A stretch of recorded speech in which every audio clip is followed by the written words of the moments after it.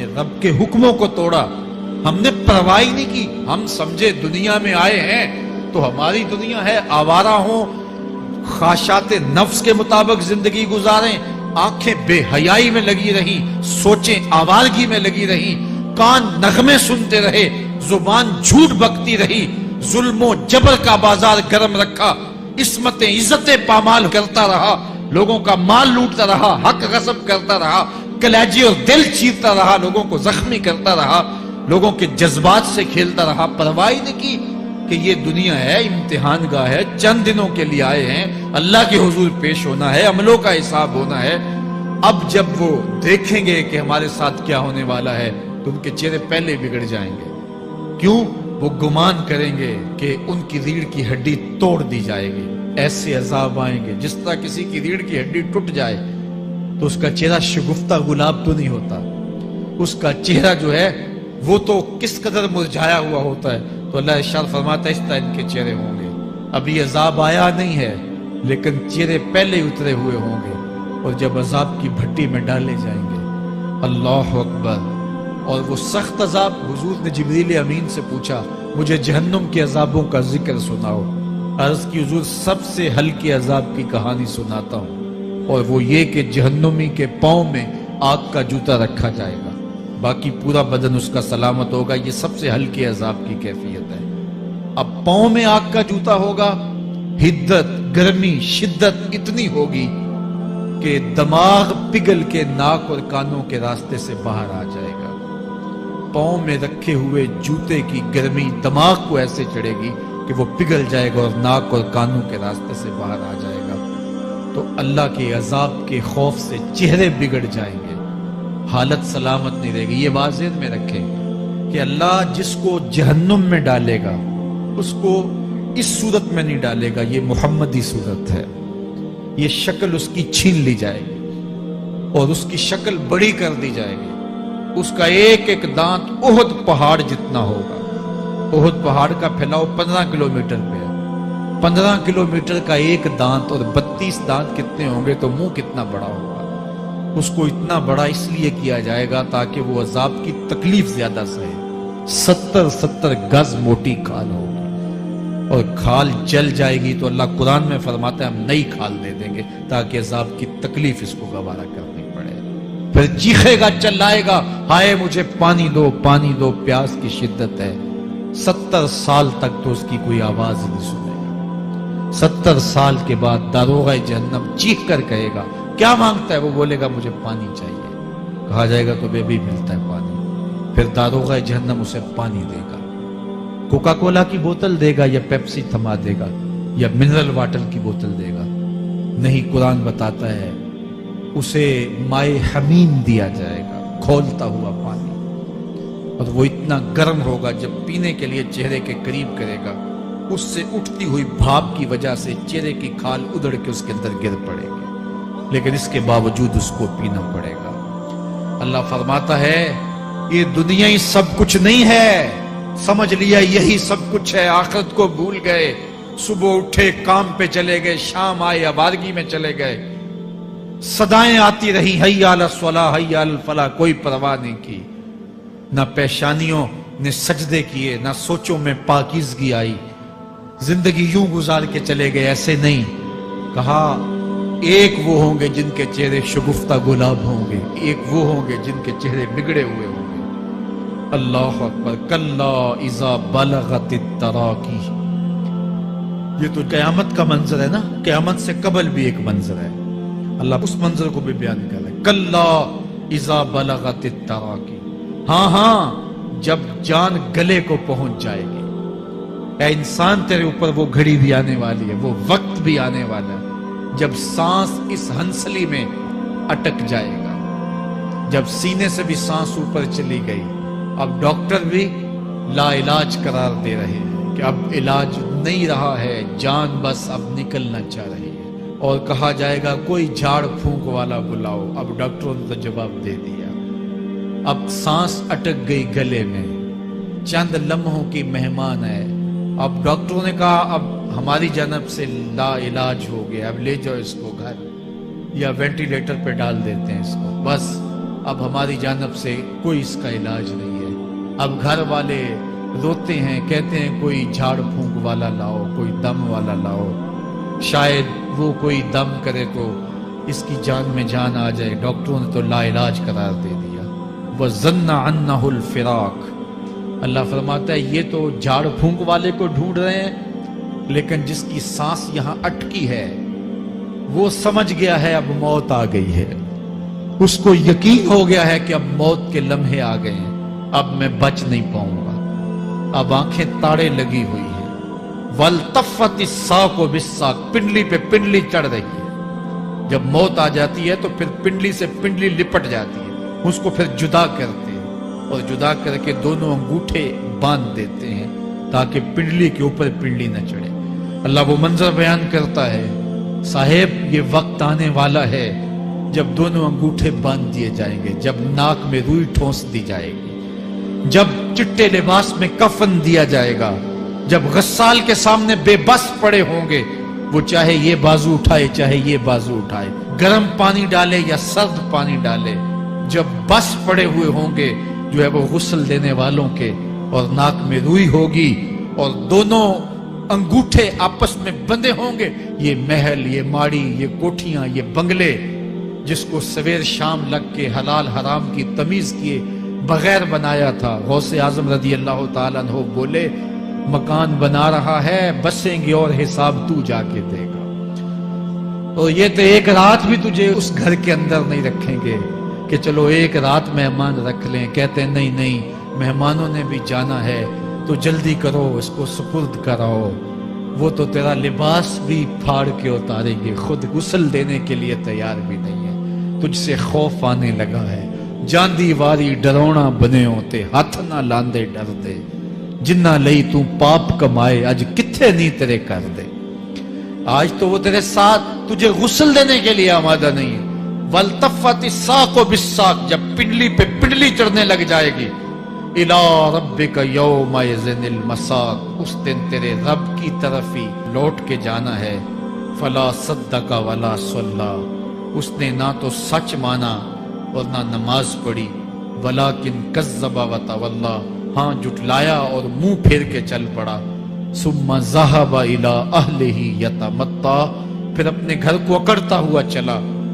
OLA लका फौला, सुम्मा OLA लका फौला, तेरी खराबी आ पहुंची, हाँ तेरी खराबी आ पहुंची।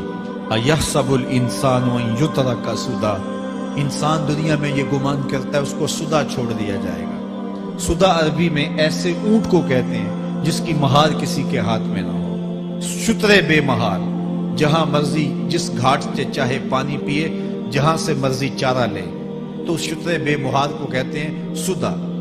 तो ये इंसान भी गुमान करता है कि मैं भी सुदा हूं, मुझे कोई क्यों पूछे, मेरे जज्बात पे कोई क्यों कदगन लगाए, मुझे क्यों रोके कोई। बिलखुसूस जवानी के अय्याम के अंदर जवान को बड़ा होता है कि कोई मुझे क्यों, वो तो माँ बाप के कहने में भी नहीं आना चाहता। वो कहता है क्यों मुझे रोकते हैं, मेरी जवानी है, मेरे जज्बात हैं, मुझे आजादी से जीने दो, क्यों मेरे रास्ते में रुकावट बनते हो, मैं सुदा हूं। अल्लाह फरमाता है नहीं, एक ऊंट तो सुदा हो सकता है, जिसको मैंने अशरफुल मखलूकात बनाया है उसको तो सुदा नहीं छोड़ूंगा, उसको तो पाबंद बनाऊंगा हकाम का। अब वो कहता है कि नहीं नहीं, ये कैसे दोबारा उठाए जाएंगे। अब दोबारा वही बात फिर आ गई, अलम यकुन नुतफ़तम मिन मनीही युमना। अल्लाह फरमाता है एक बूंद थी ना, पानी का एक कतरा था जो रहम मादर में रखा गया। सुम्मा काना अलक़ा, फिर वो पानी का कतरा लोथड़ा बना। फ़ख़लक़ फ़सव्वा, फिर अल्लाह ने उसे पैदा फरमाया और फिर ठीक हमवार किया। फ़जअल मिन्हु ज़ौजैनि ज़कर वल उन्सा, फिर उससे वो जोड़ बनाए, कोई मर्द बनाया कोई औरत बनाई।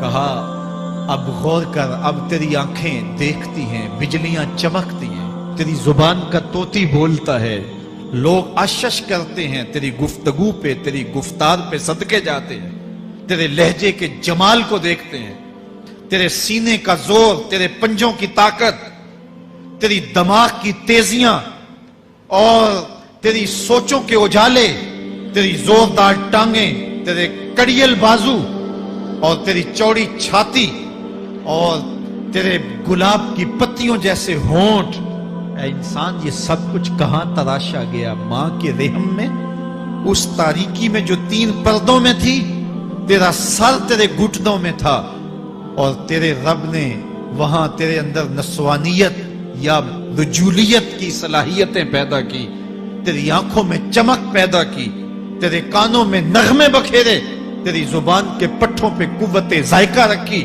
تجھے بولنے کی صلاحیت دی، تیرے پنجوں میں زور رکھا۔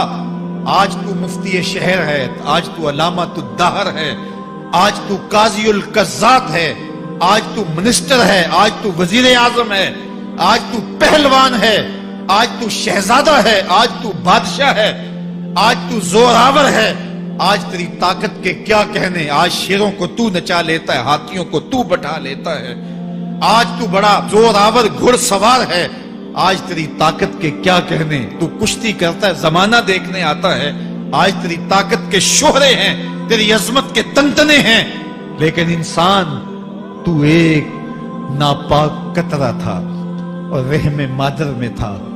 تیرے اندر یہ رنگ کس نے بھرے؟ تیرے کانوں میں نغمے کس نے رکھے؟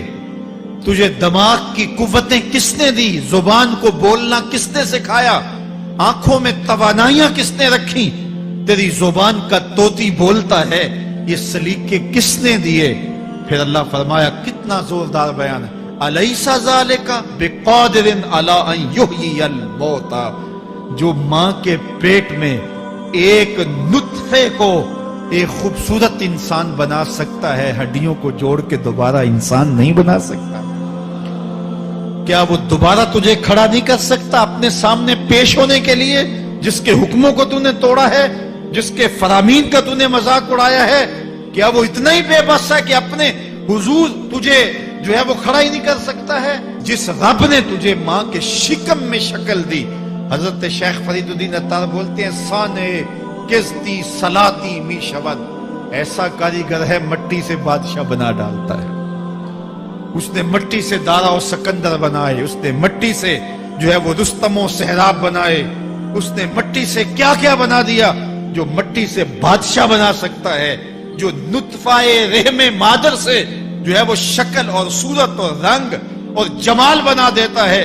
تیری صورت نکھرتی ہے، تیرے ہونٹ گلابی ہیں اور تیری نرگسی آنکھیں ہیں، تیرے ریشمی بال ہیں اور تیری خوبصورت رنگت ہے، تو چال چلتا ہے تو لگتا ہے قیامت چل رہی ہے، تیرا قد رانا جو ہے وہ صنوبر کو شرماتا ہے، تیری گفتار کے تنتنے ہیں۔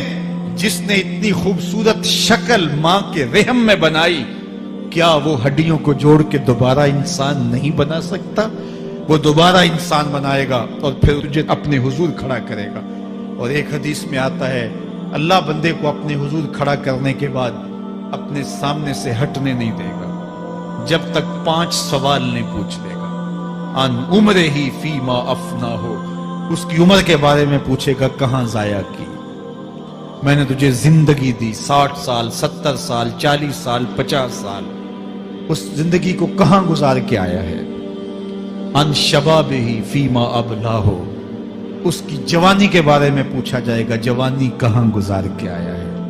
مجنوں تو نہیں بنا رہا، خواہشات کا اسیر تو نہیں ہو گیا، دیوانوں کی طرح زندگی تو نہیں گزار کے آ گیا؟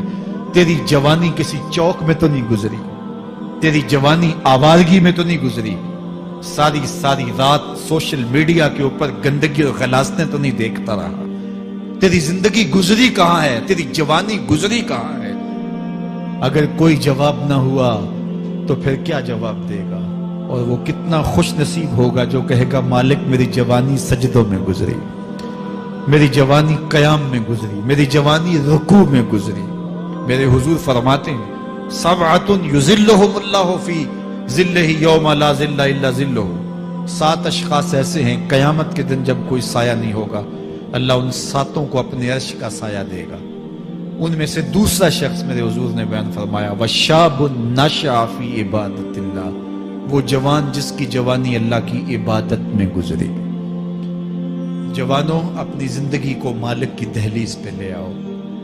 جوانی وہی ہے جو مالک کی چوکھٹ پہ گزرے۔ اپنے دل کا تعلق جوڑو، عشق کرنا ہے تو پھر آمنہ کے لال سے کرو، मोहब्बत का रिश्ता उनसे जोड़ो, ताल्लुक का रब्त उनसे कायम करो, जवानी को दीन की राह पे डालो। अल्लाह अकबर। सुनो मेरे हुजूर का फरमान, आना हबीबुल्लाह, मैं अल्लाह का हबीब हूँ। फिर फरमाया अश्शाबुत्ताइबु हबीबुल्लाह, जो जवान जवानी में तौबा करे वो भी अल्लाह का हबीब है। आओ अल्लाह के हबीब बन जाओ, अल्लाह के हबीब बन जाओ, अल्लाह के हबीब बन जाओ, अल्लाह के महबूब बन जाओ। लैलतुल कदर की घड़ियां हैं, रात का पिछला पहर है। अल्लाह के हुजूर ये अहद करके उठो, मालिक जो जिंदगी गुजर गई, आइंदा जवानी का एक एक लम्हा तेरे लिए गुजरेगा। जीऊंगा तो तेरे लिए, मरूंगा तो तेरे लिए। मेरी एक एक सांस तेरे नाम वक्फ हुई, मेरी जिंदगी की एक एक साथ तेरे नाम वक्फ हुई। मैं अपना सब कुछ तेरे लिए पेश करता हूं।